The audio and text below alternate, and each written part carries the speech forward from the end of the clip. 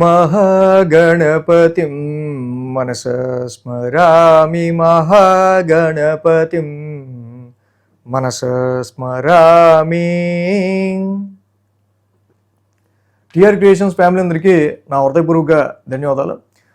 So అలాగే ఈ మార్చి నెలలో 2వ వారానికి సంబంధించి 8వ తారీఖు నుంచి 14వ తారీఖు వరకు కూడా ఈ వారం రోజులకి ద్వాదశ రాశుల వారికి సంబంధించి రాశి ఫలాలు ఏ విధంగా ఉన్నాయి ఏంటి అనేది మనం ఇప్పుడు చూద్దాం.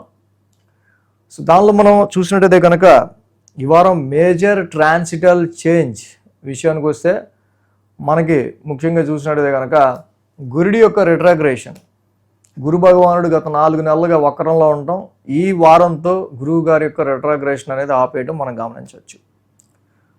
అదేవిధంగా ఇక్కడ మేన రాశిలో శుక్రుడు, శని, మిథునంలో గురుడు, సింహంలో కేతువు, అలాగే కుంభరాశిలో రవి, కుజ, బుధ, రాహుల యొక్క యుతి జరుగుతూ ఉంది. చంద్రుని యొక్క గమనం కూడా మనం చూసినట్టయితే కనుక తుల, వృశ్చికం, ధనస్సు, మకరం ఈ 4 రాశుల మీదుగా చంద్రుని యొక్క గోచారం కూడా మనకు కనిపిస్తూ ఉంది. సో అదేవిధంగా ఈ గ్రహస్థితి ఆధారంగా గురుడి వక్రత్యాగానికి సంబంధించి అలాగే చంద్రుని యొక్క గమనాన్ని అనుసరించి మనం ద్వాదశ రాశుల వారికి ఈ వార ఫలాలు ఏ విధంగా ఉండబోతున్నాయి అనేది చూద్దాం. మకర రాశికి సంబంధించి చూద్దాం. మకర రాశి వాళ్ళకి సంబంధించి మనం చూస్తే కనుక ఈ రాశికి మెయిన్గా ద్వితీయంలో బుధుడు, తృతీయంలో శని, తృతీయంలో శుక్రుడు 3 గ్రహాల యొక్క అనుకూలత మకర రాశి వారికి మనకి మేజర్గా కనిపిస్తూ ఉంది. దశమ స్థానం నుంచి చంద్రుని యొక్క సంచారం ఉంది. 10, 11, 12, 1 స్థానాల మీదుగా ఆది, సోమ, మంగళ, బుధ, శని 5 రోజులు కూడా చంద్రబలం చాలా వరకు అనుకూలంగా ఉంది. సో ఈ వారం మనం చూస్తే కనుక దశమ స్థానం నుంచి చంద్రుని యొక్క సంచారం అనేది మొదలవుతూ ఉంది. ఉద్యోగపరమైన విషయాల్లో చాలా వరకు కూడా వీళ్ళ యొక్క కొలీగ్స్తో కానీ కోవర్కర్స్తో వీళ్ళు చాలా ఫ్రెండ్లీగా, ప్లెజెంట్గా ఉన్నాం అని ఫీల్ అవుతారు. ఎందుకంటే ఇక్కడ ఫ్యామిలీలో కానీ ఇతరత్ర ఏర్పడుతున్న కొన్ని సందర్భాల్లో ఈ డిస్టర్బెన్సెస్ రీత్యా ఇటు ఉద్యోగంలో కూడా మనం డిస్టర్బెన్సెస్ పెట్టుకోవద్దు అని డిసైడ్ అవటం వల్ల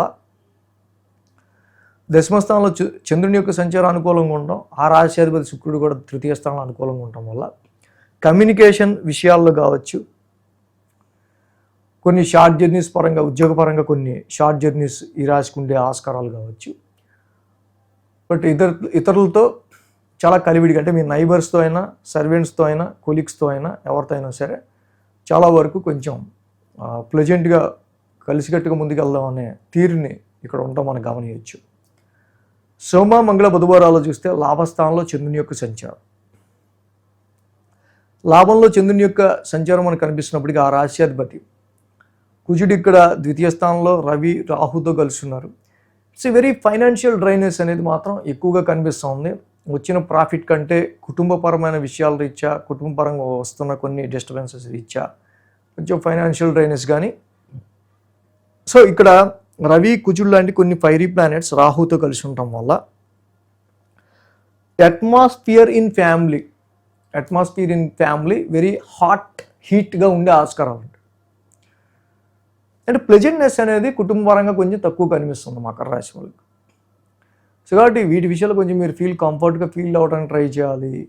ఫ్యామిలీ ఎన్విరాన్మెంట్లో ఎవరో ఒకళ్ళ మాట వింటూ ముందుకెళ్ళే పని చేయాలి.